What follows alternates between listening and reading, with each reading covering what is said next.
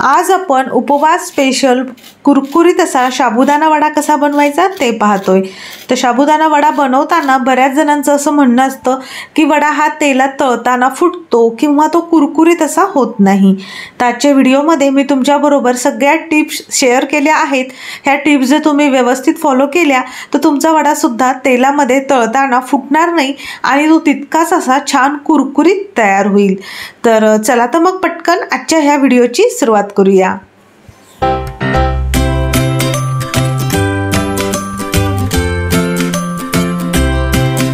तर साबुदाणा वडा बनवण्यासाठी आपल्याला साबुदाणा आधी भिजवून घ्यायचा आहे। तर काल रात्री मी 2 वाटी साबुदाणा घेतला होता, स्वच्छ धुवून अर्धी वाटी पाणी तसंच राहू दिलं होतं आणि झाकण ठेवून तो रात्रभर मी साईडला ठेवला होता।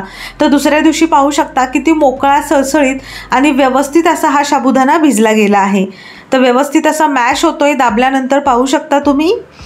तर साबुदाणा भिजवताना त्यामध्ये अर्धी वाटी पाणी तसंच राहू द्या, म्हणजे पूर्णच पाणी त्यातलं नाही काढून टाकायचं। तर थोडंसं पाणी त्यामध्ये राहू दिल्यामुळे छान असा हलकासा चिकट असा साबुदाणा भिजला जातो आणि वड्यांना अगदी त्या पद्धतीचा साबुदाणा लागतो। तर आता हा साबुदाणा एका मिक्सिंग बाउलमध्ये मी काढून घेतलाय। त्यामध्ये पाव कप मी भाजलेल्या दाण्याचा जाडसर कूट टाकत आहे। तर दाण्याचा कूट हा थोडासा जाडसरच ठेवायचा। बारीक चिरलेली हिरवी मिरची टाकायची आहे। 1 चमचा लाल तिखट टाकायचं आहे। लाल तिखट जर नको असेल तर नुसती हिरव्या मिरचीचा वापर करू शकता तुम्ही। 1 चमचा जिरा टाकूया, चवीपुरतं मीठ टाकूया आणि बारीक चिरलेली कोथिंबीर टाकायची आहे। जो उपवासाला जिरा किंवा कोथिंबीर खात नसाल तर ती नाही टाकली तरीही चालेल। तर आता ह्यामध्ये बटाटा टाकायचा आहे। तर 3 मध्यम आकाराची बटाटे उकडून सालं काढून मी घेतलेली आहेत। तर 3 मध्यम आकाराची आहेत। तर बटाटा हा कायम खिसून टाकायचा। जर बटाटा तुम्ही हाताने मॅश करून टाकला तर त्यामध्ये त्याच्यात गाठी राहू शकतात आणि मग वडा तळताना तो फुटू शकतो, कारण बटाटा आपण उकडून घेतलाय, हलकंसं मॉइश्चर त्यामध्ये असणार आहे। तर त्यामुळे बटाटा हा खिसून टाकायचा, म्हणजे तो व्यवस्थित एक जीव होतो ह्या साबुदाण्यामध्ये आणि मग तो तळताना तेलामध्ये फुटणार नाही वडा। तर आता हे सगळं हाताने मिक्स करून घेतेय मी। आता मिक्स करून घेताना हा साबुदाणा हातावर असा रगडून मिक्स करून घ्यायचा। पाहू शकता अगदी या पद्धतीने थोडासा मॅश करून घ्यायचा आहे आपल्याला साबुदाणा। तर ह्या पद्धतीने हातावर छान रगडून घ्या। तर आता लिंबाचा रस टाकायचा विसरले होते, तर अर्ध्या लिंबाचा रस टाकतीये मी, आत्ता टाकतीये कारण मी विसरले होते। तुम्ही आधीच टाका सगळ्या साहित्य जेव्हा आपण टाकलं होतं त्याच वेळेस। तर एकदा व्यवस्थित मिक्स करून घेऊया आणि आपण जशी कणिक मळतो ना अगदी त्या पद्धतीने हा साबुदाणा मी मळून घेतलेला आहे। तर आता वडे थापायला सुरू करूया। तर तुमच्या आवडीप्रमाणे लहान मोठा वडा तुम्ही तयार करू शकता। तर हाताला थोडंसं तेल लावलेलं आहे, एक पोर्शन त्यातला काढून घेतलाय आणि हातावर असा थापून घेणार आहे वडा। दुसरी महत्त्वाची गोष्ट म्हणजे वडा थापताना तो खूप जाड नाही थापायचा, थोडासा हलकासा असा पातळच ठेवायचा आहे। जाड वडा तुम्ही जर थापला तर तळताना तो फुटू शकतो, कारण हवेचा दाब निर्माण होतो त्यामध्ये आणि मग त्या कारणामुळे वडा हा तेलामध्ये फुटू शकतो। त्यामुळे असा हलकासा म्हणजे मधली जाडी ठेवायची वड्याची, खूप पातळी नाही खूप जाडी नाही। तर ह्या पद्धतीने आता सगळे वडे मी तयार करून घेते। सगळे वडे तयार करून घेतलेत। तर 2 कप साबुदाणा आणि 2 ते 3 मध्यम आकाराची बटाटे उकडून घेतली होती। तर ह्या दोन्हीचा वापर करून 15 वडे इथे तयार झालेले आहेत, पाहू शकता। तर आता तिसरी महत्त्वाची टिप म्हणजे हे तयार केलेले वडे एक 5 मिनटं आपल्याला असेच मोकळे ठेवायचे, म्हणजे हवेला ठेवायचे आहेत, ह्यावर काही झाकून नाही ठेवायचे, तर जेणेकरून ह्यामध्ये काही मॉइश्चर असेल तर ते उडून जाईल। तर आता मी 5 मिनटं वडे साईडला ठेवून दिलेत। तर चटणी बघूया क्विकमध्ये। मुठभर कोथिंबीर आहे, 2 ते 3 हिरवी मिरची आणि एक छोटा आल्याचा तुकडा घेतलाय। आल्याचा जास्ती फ्लेवर नाही आवडत मला चटणीमध्ये, म्हणून मी अगदी थोडंसं आलं घेतलं इथे। तर आता हे एका मिक्सरच्या भांड्यात टाकू। तर ह्या मिक्सरच्या भांड्यात मी दाण्याचा कूट करून घेतला होता, तर तेच मिक्सरचं भांडं वापरते मी आता। 1 चमचा जिरा टाकूया, अगदी चिमूटभर मीठ टाकूया आणि टेस्टला इन्हान्स करण्यासाठी 2 ते 2.5 चमचे दही टाकलेलं आहे मी।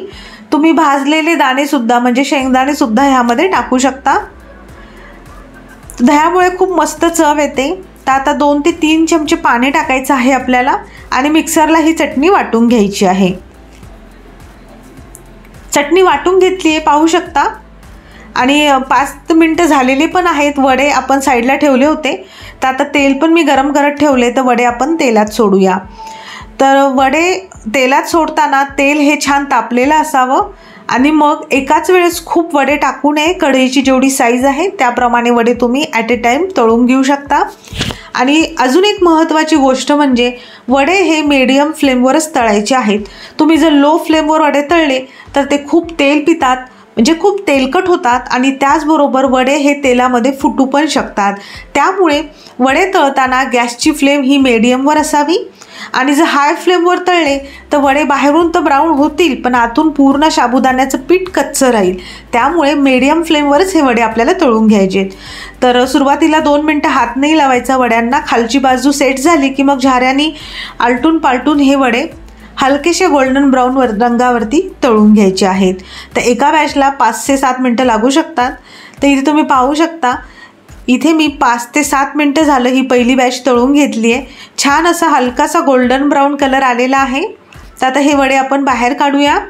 आणि वडे काढताना ते टिश्यू पेपरवर ठेवायचे नाही, नाहीतर मग पटकन नरम पडतात ते. तर एका प्लेटमध्ये काढून घेऊया. आणि आता उरलेले सगळे वडे मी तळून घेणार आहे. तर आता तेलाचं टेम्परेचर हाय आहे, तर आता आपण इथे गॅस एकदम कमी करूया. त्यानंतर दुसरी बॅच टाकूया आणि मग मीडियम फ्लेमवर ते पण वडे आपल्याला तळून घ्यायचे आहेत. तर इथे मी गॅस एकदम लो केला आहे, कारण तेल हे कडकडीत गरम झालेलं आहे. तर तिसरा वडा टाकते आहे आणि आता गॅसची फ्लेम थोडी वाढूया, म्हणजे मीडियम करूया आणि मीडियम फ्लेमवर छान गोल्डन ब्राऊन कलरवर हे वडे तळून घेऊया. तर इथे आपले एक मस्त कुरकुरीत असे साबुदाणा वडे बनून तयार आहेत. तुम्हाला मी ह्याचा आवाज ऐकवते.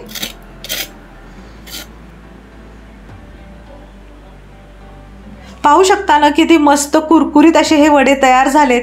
बाहेरून कुरकुरीत आणि आतून सॉफ्ट असे हे साबुदाणा वडे तयार होतात. ह्या सगळ्या टिप्स तुम्ही व्यवस्थित फॉलो करा, म्हणजे वडे हे तेलात फुटणार नाहीत. सगळ्यात महत्त्वाची गोष्ट म्हणजे बटाटा खिसून वापरायचा.